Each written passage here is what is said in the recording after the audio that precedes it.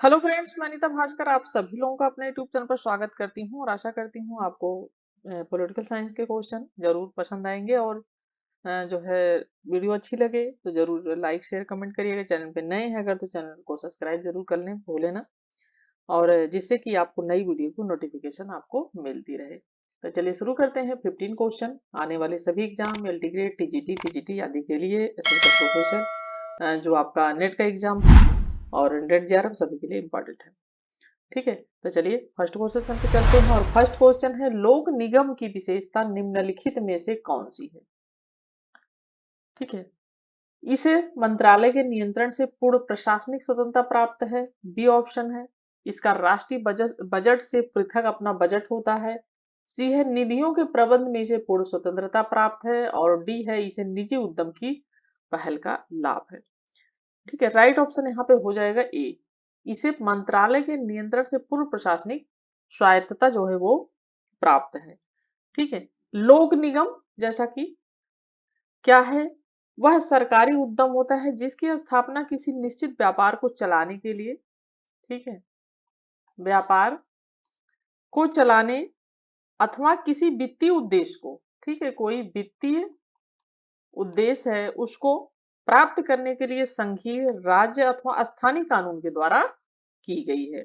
ठीक है, संघीय भी राज्य कानून उसके द्वारा भी और स्थानीय जो कानून है उनके द्वारा भी ये की गई है और इसकी कई सारी विशेषताएं होती हैं जैसे कि प्रशासनिक स्वायत्तता है, पृथक वैधानिक अस्तित्व है, स्वतंत्र वित्त व्यवस्था है, संसद व कार्यपालिका के नियंत्रण से मुक्त है और सार्वजनिक एकाधिकार और बोर्ड द्वारा प्रबंध और उद्देश्य की अस्पष्टता। तो यहाँ पे राइट ऑप्शन ऑप्शन ये हो जाएगा कि इसे मंत्रालय से के नियंत्रण से पूर्ण प्रशासनिक स्वायत्तता प्राप्त है। ठीक है, सेकेंड क्वेश्चन है अभिप्रेरणा के हर्जबर्ग द्विकारक सिद्धांत में हाइजीन या स्वस्थता कह सकते हैं, हाइजीन या स्वस्थता तो कारक में निम्नलिखित में से क्या समाविष्ट नहीं, यानी अभिप्रेरणा के हर्जबर्ग द्विकारक सिद्धांत जो है उसमें हाइजीन कारक में निम्नलिखित में से क्या समाविष्ट नहीं है। उत्तरदायित्व, वेतन, कार्य की स्थितियां, कंपनी नीति। राइट ऑप्शन यहाँ पे क्या हो जाएगा, ऑप्शन ए हो जाएगा। ठीक है, ऑप्शन ए हो जाएगा उत्तरदायित्व। ठीक है, क्या पूछा है, समाविष्ट नहीं है। तो हर्जबर्ग अपने अभिप्रेरणा के द्विकारक सिद्धांत के उत्तरदायित्व संबंधी कारक को शामिल नहीं करता है। ठीक है, शामिल नहीं करता है, जबकि अन्य तत्व है वेतन, कार्य की परिस्थितियां, कंपनी नीति को शामिल करता है। तो राइट ऑप्शन हो जाएगा ऑप्शन ए उत्तरदायित्व। थर्ड क्वेश्चन है परफॉर्मेंस बजट निष्पादन बजट शब्दावधि किसके द्वारा गढ़ी गई थी। प्रशासनिक, भारतीय प्रशासनिक सुधार आयोग, यूएसए का प्रथम हुअर आयोग, यूएसए का द्वितीय हुअर आयोग या भारतीय प्राकलन। ठीक है, भारतीय प्राकलन आयोग। और राइट ऑप्शन हो जाएगा ऑप्शन यहाँ पे बी, यूएसए का प्रथम हुअर जो है आयोग 1949। तो प्रथम हुअर आयोग 1949 ने सर्वप्रथम अपनी रिपोर्ट में निष्पादन बजट जो है शब्दावली का प्रयोग इन्होंने किया था।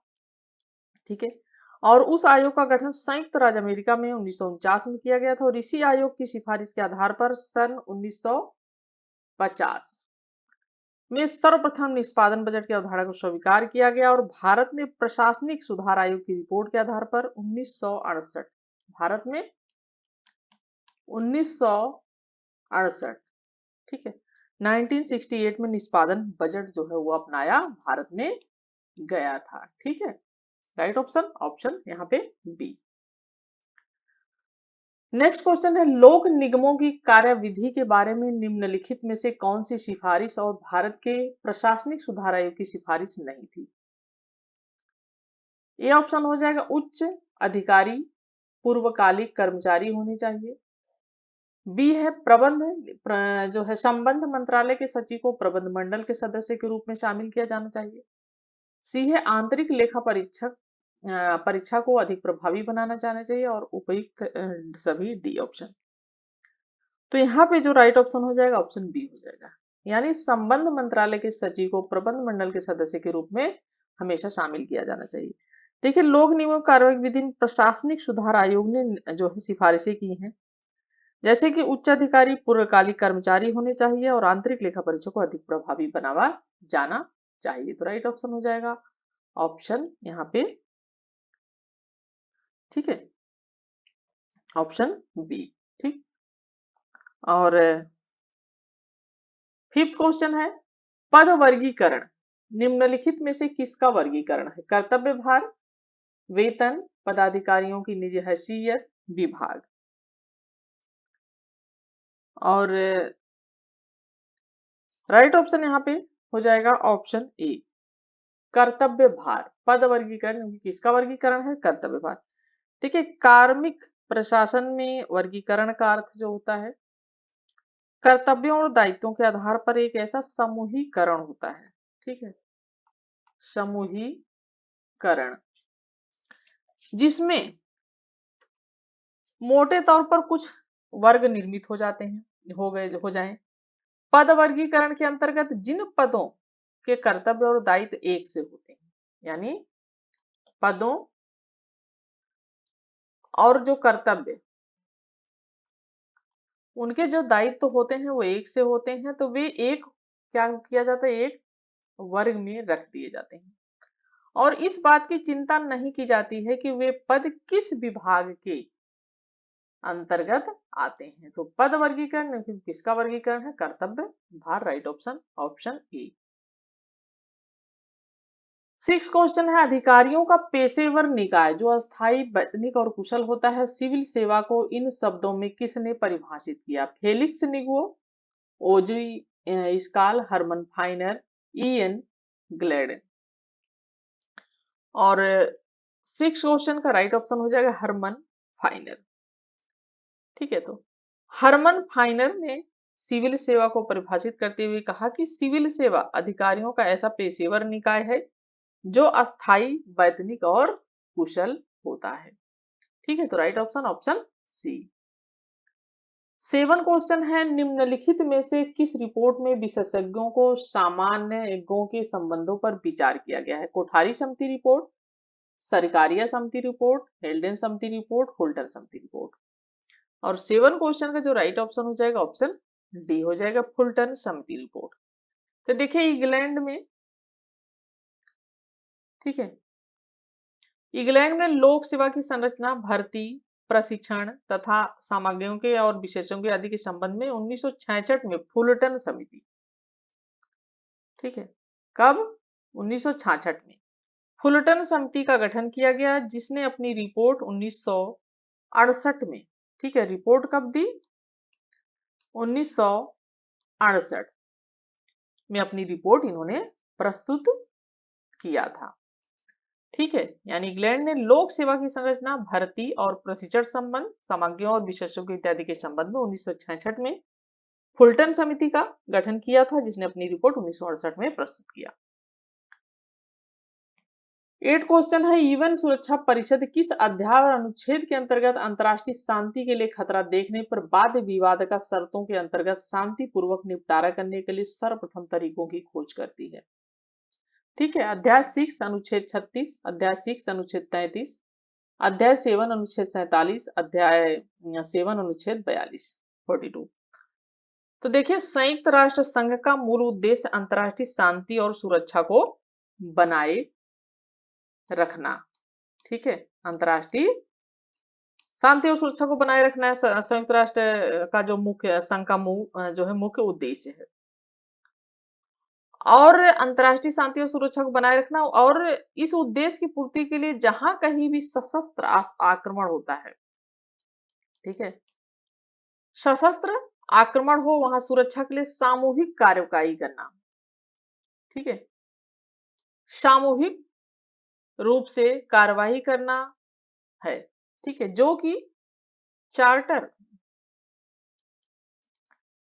ठीक है, चार्टर में अनुच्छेद 33 से 38 तक, ठीक है, 33 से 38 तक अंतर्राष्ट्रीय विवादों के शांतिपूर्वक समझौते की व्यवस्थाएं की गई हैं। और राइट ऑप्शन हो जाएगा ऑप्शन डी। ठीक है, क्योंकि 33 से 38 तक है, तो अनुच्छेद 36 में वो जो है सब तरीकों की खोज इसमें आता है, 33 से लेके 38 तक है। ठीक है। और 9 क्वेश्चन है, अंतर्राष्ट्रीय कानून के आधुनिक संस्थान की सही विशेषताएं निम्नलिखित में से कौन सी हैं? एक पक्षीय कानून, सहमति और कानूनी दायित्व, भाषा और औचित्य का प्रयोग, संस्थानिक स्वायत्तता की वार्ता। नीचे दिए कूट से सही उत्तर का चयन करें।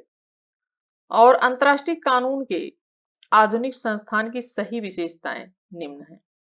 सहमति और कानूनी दायित्व जैसे हो गया, भाषा और औचित्य का प्रयोग हो गया, संस्थानिक स्वायत्तता की वार्ता होगी।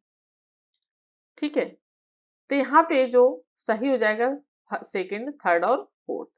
ठीक है, ये नहीं है, एक पक्षीय वार्ता। ठीक है, तो राइट ऑप्शन हो जाएगा ऑप्शन डी। 11 क्वेश्चन है, कोपनहेगन।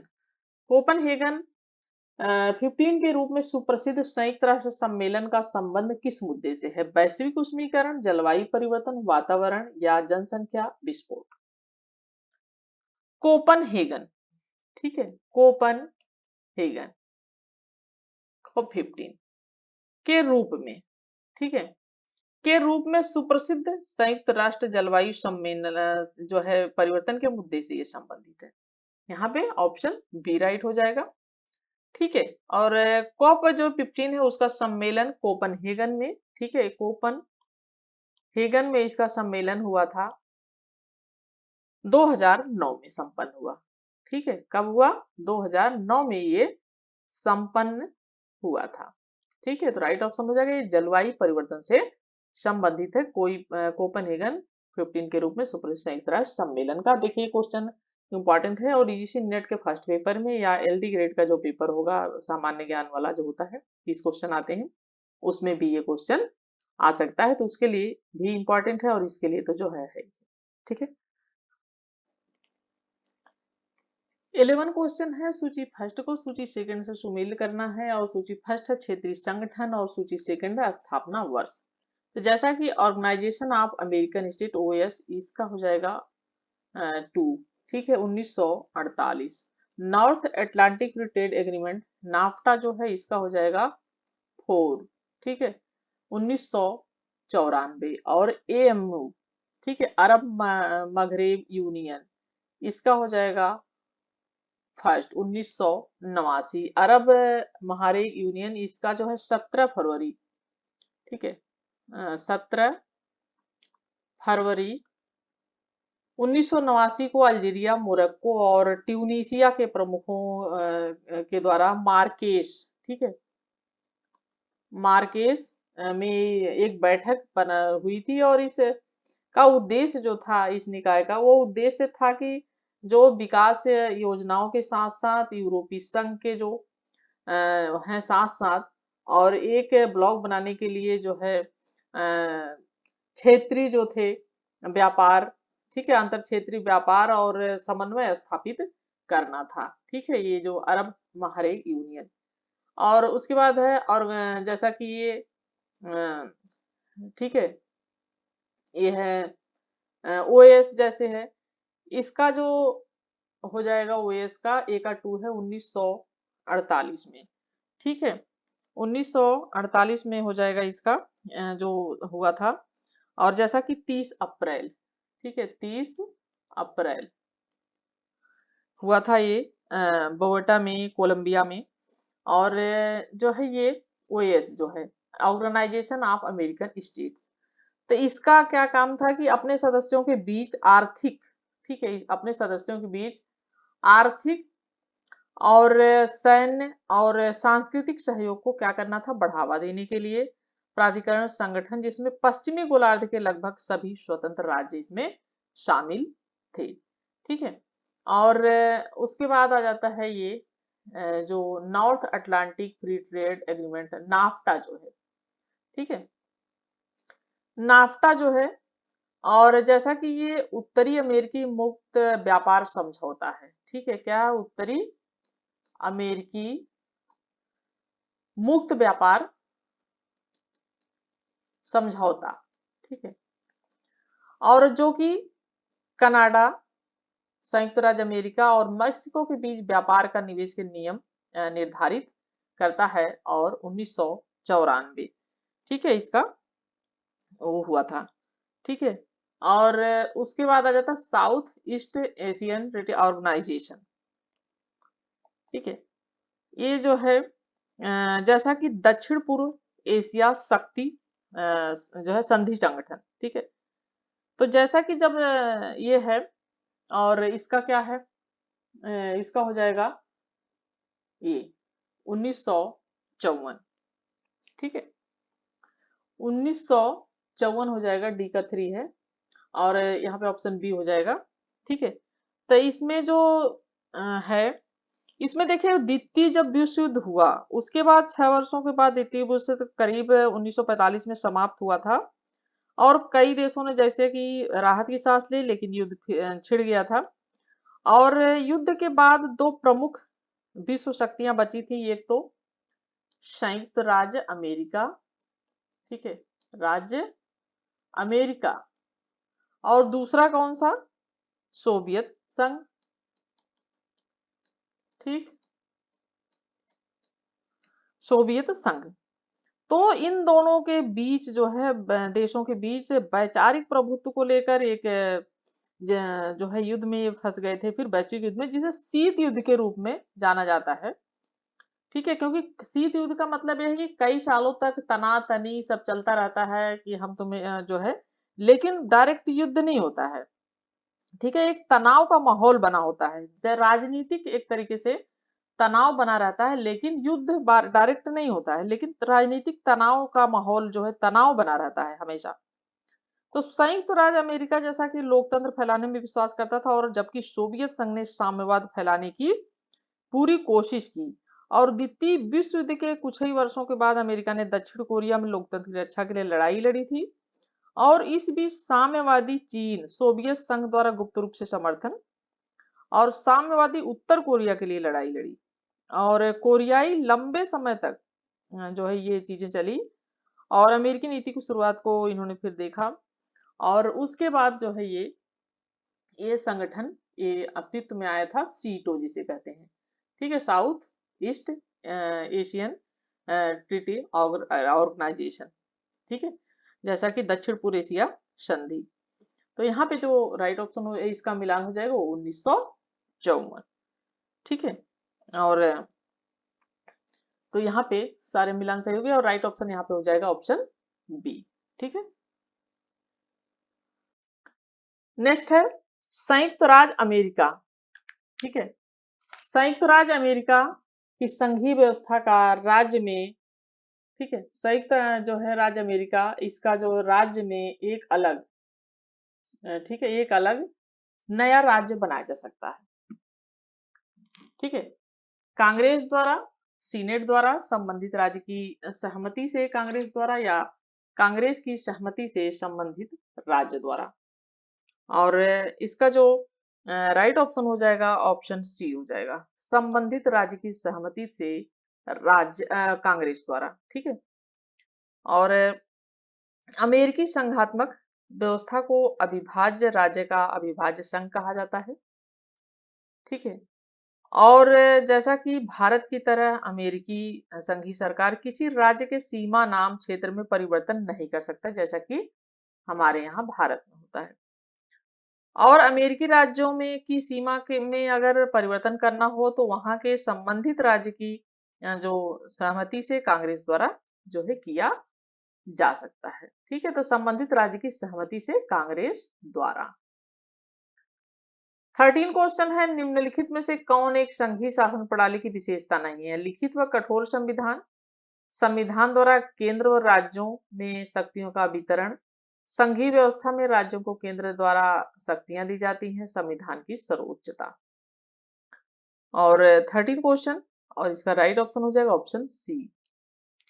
संघीय व्यवस्था में राज्यों को केंद्र द्वारा शक्तियां जो है दी जाती हैं, और संघात्मक प्रणाली, संघात्मक शासन प्रणाली की विशेषताएं कई होती हैं, जैसे कि सर्वोच्च व लिखित संविधान होता है, और ठीक है, सर्वोच्च व लिखित संविधान होता है, शक्तियों का इसमें विभाजन किया जाता है, ठीक है, शक्तियों का विभाजन जैसे है, और दोहरी सर्वोच्च न्यायपालिका होती है, और दोहरी सरकार इत्यादि बहुत सारी चीजें इसमें आती हैं। ठीक है, तो संघीय व्यवस्था में राज्यों को केंद्र और जो शक्तियां दी जाती हैं जो है इसमें राज्यों को केंद्र द्वारा। तो राइट ऑप्शन ऑप्शन सी हो जाएगा। सरकारों का प्रथम व्यवस्थीकरण वर्गीकरण व्यवस्थित वर्गीकरण किसने किया? सुकरात ने, अरस्तु ने, बोधा ने, मॉन्टेस्क्यू ने, और राइट ऑप्शन यहाँ पे हो जाएगा ऑप्शन बी। कहते हैं कि 158, ठीक है, संविधान 158 संविधानों का अध्ययन करने के बाद अरस्तु ने सर्वप्रथम सरकारों का व्यवस्थित वर्गीकरण जो है दिया, और उसके वर्गीकरण का आधार शासकों की संख्या, उसके शासन करने का क्या था उद्देश्य। ठीक है, उद्देश्य था। और एक व्यक्ति का शासन अगर अच्छे उद्देश्य के लिए है तो राजतंत्र, परंतु अगर उसका उद्देश्य गंदा हो तो कुलीन तंत्र। ठीक है, ध्यान से सुनिएगा। ये कह रहा था कि एक व्यक्ति का शासन अगर अच्छे उद्देश्य के लिए है तो क्या होगा, वो राजतंत्र होगा।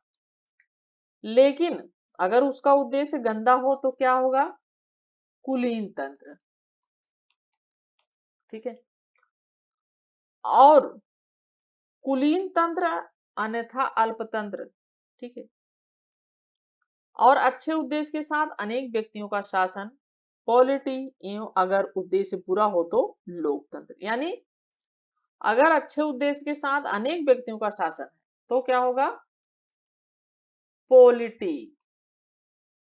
ठीक है, और उद्देश्य बुरा हो तो क्या होगा, लोकतंत्र। ठीक है, तो ये है इसकी बातें अरस्तु की। तो सर्वप्रथम वर्गीकरण इसने दिया और अरस्तु ने, और 158 संविधानों की बात की जाती है। 15 क्वेश्चन है, निम्नलिखित में से किस देश में दबाव समूह की भूमिका सर्वाधिक प्रभावशाली है? यूएसए में, ब्रिटेन में, जर्मनी में, फ्रांस में। राइट ऑप्शन यहाँ पे हो जाएगा ऑप्शन ए, यूएसए, अमेरिका। ठीक है, अमेरिकी राजनीति प्रक्रिया में दबाव समूह का विशेष महत्व होता है। ठीक है, विशेष महत्व होता है, और उन्हें विधानमंडल के एक ऐसे सदन की संज्ञा दी गई है जो संविधान की सीमा के बाहर कार्य करते हैं, क्योंकि ये दबाव समूह होते हैं वो बाहर कार्य करते हैं, और राजनीति में वो जो है दिखाई नहीं देते, पता नहीं चलता, लेकिन अंदर अंदर सब कुछ होता रहता है। तो संविधान की सीमा बाहर करते हैं, और अत्यधिक क्या होता है, प्रभावशाली होते हैं।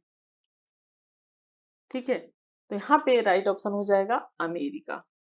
ठीक, और 15 क्वेश्चन कंप्लीट हुए। आशा करती हूँ वीडियो आपको पसंद आई होगी। पसंद आई होगी लाइक शेयर कमेंट जरूर करें। चैनल पर नए हो तो सब्सक्राइब कर लें। Thank you for watching video.